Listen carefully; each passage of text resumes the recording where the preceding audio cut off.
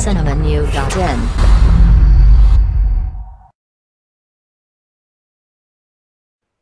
Chennai ஏர்னாவூர் tsunami குடியிருப்பு பகுதியில் நடைபெற்ற இச்சம்பவம் பெரும் சோகத்தை ஏற்படுத்தியுள்ளது. மோகனின் வீட்டுக்கு கடந்த ஞாயிற்றுக்கிழமை அவரது அக்காள் தேவி வந்துள்ளார். வழக்கமாக ஞாயிற்றுக்கிழமை கறி வாங்கி குருமா வைத்து மோகனின் மனைவி சரளா அன்று மட்டும் விஷமாக எதுவும் செய்யவில்லை. இதனால் ஆத்திரமடைந்த மோகன் இரவு சரளா தூங்கும் பொழுது அவரது கழுத்தை நெரித்து கொன்றுவிட்டார். தனது அப்பா இப்படி செய்வதை தெரிந்து கொண்ட மோகனின் 8 வயது மூத்த மகள் பயத்தில் எதுவும் தெரியாது போல் தூங்குவது போல் நடித்துள்ளார். மோகனும் சடலத்தோடையே காலை வரை தூங்கியுள்ளார்.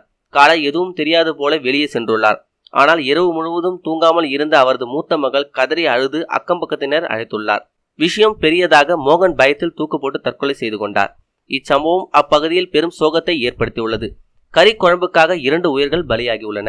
மேலும் இதுபோல செய்திகளுக்கு லைக் மட்டும் சப்ஸ்கிரைப் செய்யவும்.